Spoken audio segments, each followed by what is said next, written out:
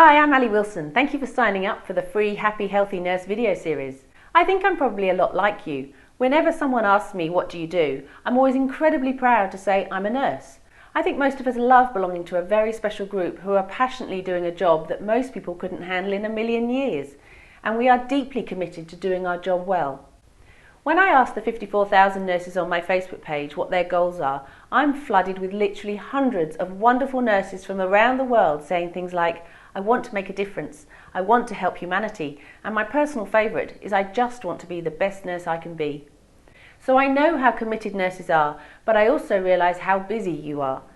I know your time is precious, but I guarantee that simply by sitting and watching this series, if you take even half the ideas away and put them into action in your life, you will become an even better nurse. I won't be teaching you about clinical practice or new medical procedures, but I will give you the best tips and advice that I've uncovered to help you handle the emotional impact that nursing has on all of us, leaving you free to use your training and be the best nurse you can be. And because so many nurses say their work takes so much out of them that their family life suffers, I also promise that these videos can also help you be a better partner, parent, and most importantly, a healthier, happier person. Today I'd like to talk with you about two different approaches to dealing with the normal and inevitable feelings of stress that are part of being a nurse. Both these methods work to some degree, but my own personal experience, interviews with over 300 nurses for my books and magazine, and mountains of scientific evidence has shown that only one of these ways of coping with stress is truly a successful strategy to having a long and healthy career. The reason I'm doing these videos is because I know from interacting with you all on my Facebook page that nurses from all around the world are feeling overwhelmed like never before.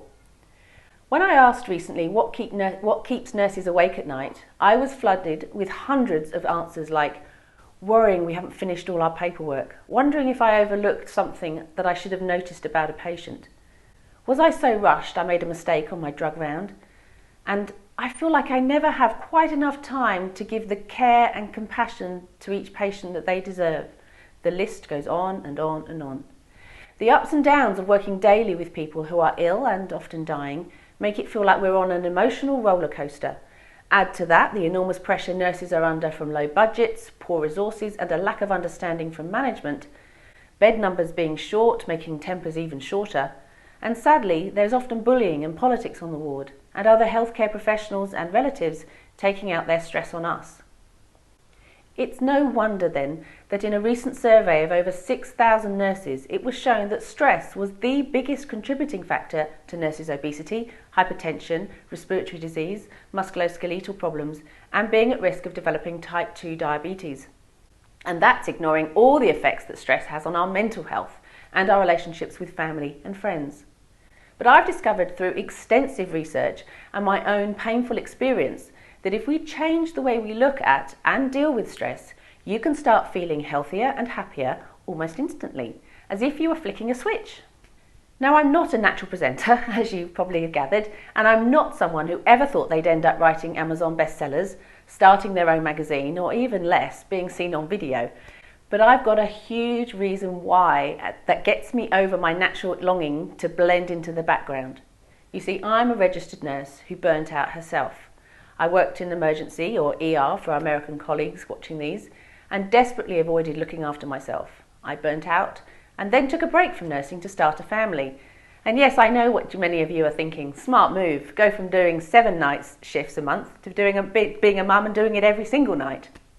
But I can still clearly remember those incredibly painful years when I adored looking after patients, but didn't have the emotional skills to handle it.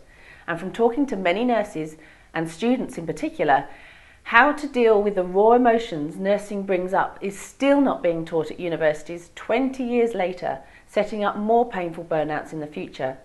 So I'm determined to help as many nurses as possible avoid that same horrible pain I went through, and get into a place where they can handle the inevitable ups and downs of nursing and life while staying calm, healthy and happy. After years of interviewing nurses and studying myself, I have discovered there are 2 ways we can look at the stresses of nursing, and only one of them works well long term. And it's best explained by this slide. You cannot calm the storm, so stop trying. What you can do is calm yourself, and the storm will pass. When I asked the nurses on my Facebook page, what's the one thing you'd need to change to feel less stress every day? 90% of the people came back with things that were outside of themselves, things that were totally out of their control. Bullying, paperwork, rosters, management, poor pay, night shifts, the list was huge and all very real stressors. I remember I always used to say to friends, I'd love my job if it wasn't for my manager, my staffing levels, our budgets, our paperwork, our roster, the government, health insurance companies, the system. But these things are all the storm, and most of them are part and parcel of being a nurse. So it's actually how you handle those things in here, in your head, and in here, in your heart, that causes the stress and the pain. So the two ways of handling our stress are, if we believe the pain and stress we are feeling is caused by things out there, then we look for solutions out there. Then when we can't fix our roster, our ward politics, or we have a low weekly wage, we end up looking for other solutions out there and turn to what psychologists call avoidance strategies like smoking, drinking a bit too much, eating badly, shopping, and all the other addictive behaviours. Quick fixes like nicotine and chocolate aren't a long-term solution either. I've tried. The second way to handle our daily stress is to acknowledge what you can't change. Stop trying to calm the storm and start working on calming yourself. Now, don't get me wrong, working to fix conditions for nurses is massively important, and there are some great people and organisations trying to improve nurses' lives. But I'd ask two questions. Firstly, why should we all wait until administrators, managers, the unions, or whoever finally gets around to fixing nursing? Why can't we start feeling healthier and happier now?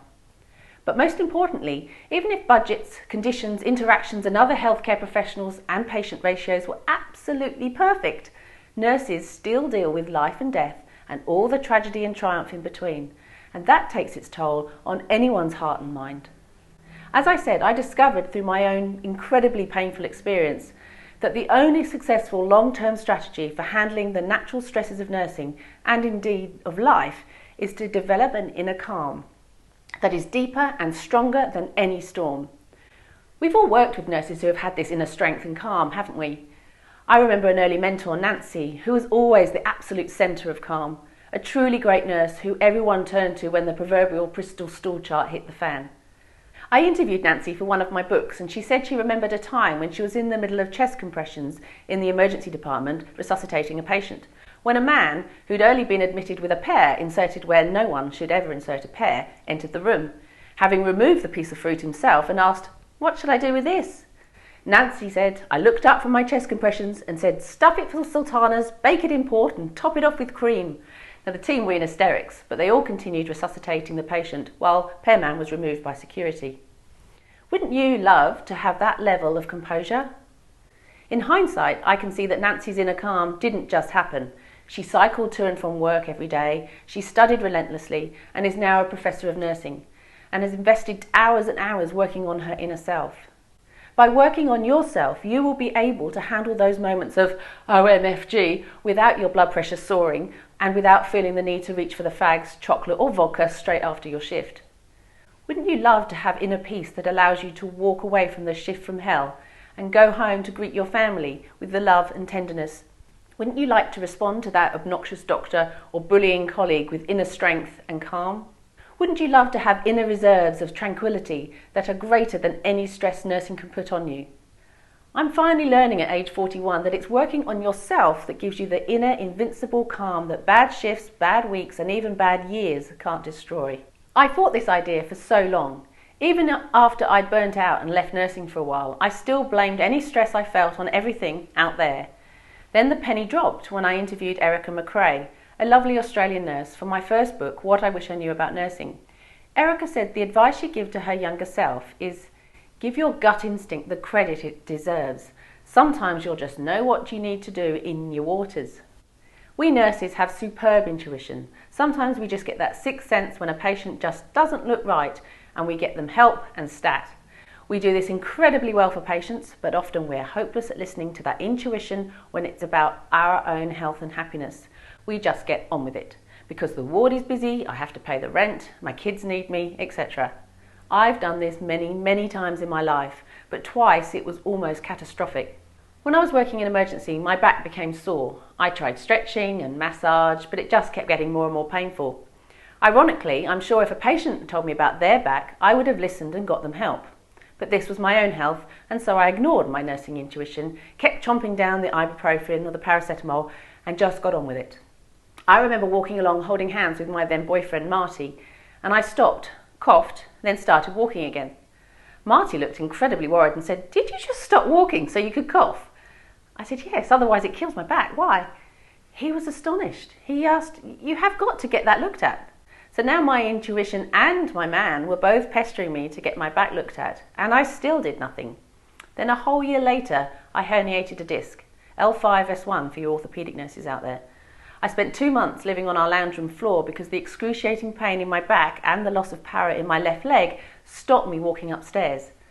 I remember lying on the floor crying my eyes out as Marty, who was by then my husband, took our firstborn child to the local park for a run around. I asked myself, what have I done by ignoring my intuition and the pain in my back for all those years? If I'm stuck on my floor at 31, what will I be like at 41, 61, 81? Luckily for me, this cataclysmic episode of back pain has a happy ending. I sought out the best chiropractors and doctors, took up Pilates and learnt about stretching routines, core work and proper posture, and I finally gave in and spent time working on myself.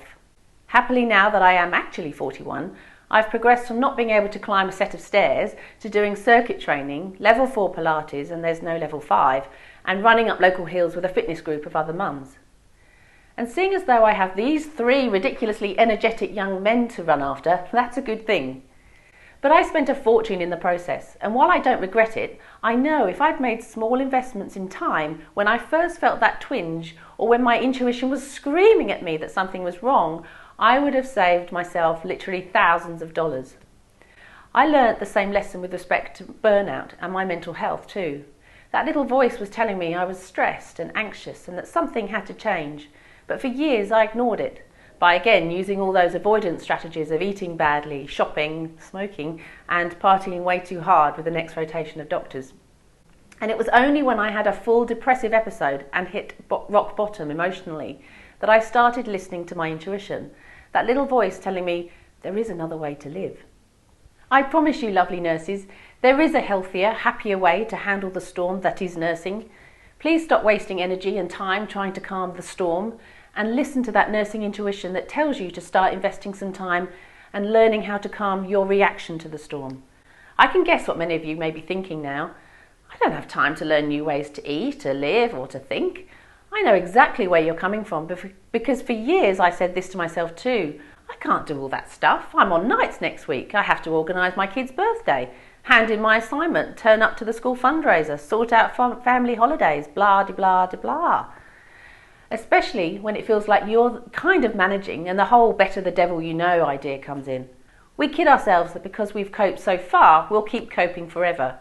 But please learn from my experience with my back and my depression. It's so much easier if you start investing in yourself before the pain gets so large it's screaming in your face. My hubby just finished another of our What I Wish I Knew books, and this time on type 2 diabetes. And in it he interviewed a man who was 145 kilos, about 330 pounds, and almost died from his obesity. He now cycles every day, is literally half his weight, and has a great quote on how busy we all are. He says, "Find time now to become healthy, or soon you'll be forced to find time to be sick." I didn't think I had time to get my back looked at all, and then suddenly I had to find the time to go to the doctors, the chiropractors and the Pilates to fix my herniated disc. I didn't think I had time to look at my stress levels, then suddenly I had to find time to go and see a psychologist about my crippling depression. Many nurses I speak with also say things like, "But I feel guilty taking time for myself. Self-care just seems selfish." Now this is a big one for nurses, as we are constantly told nurses are all about the patient, and that's true, but it's so implied that anyone who spends any time or energy looking after themselves can't possibly be a great nurse. Our culture teaches us that taking breaks, turning down extra shifts, eating lunch is just plain selfish. Now I'd like to flip that on its head and say that that's actually irresponsible to struggle through and do a drug round when your mind is foggy because you're exhausted and desperately need a 5-minute break. All those things my nurses tell me when they're worried about paperwork, drug errors, missing patient symptoms, poor care, are all directly linked to stress and overwhelm. I say if you don't spend some time looking after yourself on your days off, after a shift, and even in little moments when you're at work, you are actually robbing your patients of the best care you can provide. Just like on an aeroplane, when the oxygen masks drop down, and even if you're sitting next to a newborn baby, you must put on your own mask first. Start investing in a little bit of time for yourself today. Your patients, your family, and your own peace of mind will be thrilled with the results. So that's all for this week's video. Thank you for watching, and keep a lookout in your inbox for the next one coming soon. But before then, I'd like you to listen to your wonderful nursing intuition. Ask it, what's the one happiness or health strategy I need to do or work on? Eating more healthy foods, giving up cigarettes, exploring meditation, working on your confidence. What is that little voice telling you is the first thing you should be looking at to be a healthier and happier you? I want you to pick a health or happiness goal that you would really like to stick to, and particularly if you've tried before and failed. Because in the next video, I'm going to run through 3 scientifically proven ways to stick to our goals. And one is something you have almost never heard of, and another is where I'll explain why sometimes the cliche of positive thinking can actually be bad for you. And when you're picking your one goal to work on, be brutally honest with yourself. Don't be like those patients we all know who tell us fibs when you ask about their habits. Don't they drive you crazy? Don't be like that with yourself. Just pick one thing your intuition is saying you need to work on. And in the next video, I'll help you stick to your goals through the inevitable bad days, and you can start that journey towards a healthier, happier you. Before I go, I'd like to share my vision with you. I want to start a movement where we nurses look after ourselves and take our own health and happiness as seriously as we do of that of our patients. By helping nurses stop trying to calm the storm out there and start calming and caring for themselves in here. We can be a stronger, more united profession, and you really will become the best nurse you can be. So if you share that vision, and judging by the interactions I have with the wonderful nurses on my Facebook page, I'm guessing most of you do, please share this video series with as many nurses as you can. Please send it to colleagues, students, even mentors and other health professionals. This stuff is for them too. And lastly, if there's one thing the nurses on my Facebook page love to do, it's show support for each other through caring thoughts and comments. So please leave a comment or question below. I'll be reading and responding to everyone who does. So please give me some feedback, and I'll speak to you very soon. Thank you for watching, and I'll see you in the next video. And until then, please listen to what your intuition is saying about how you can be a healthy, happy nurse.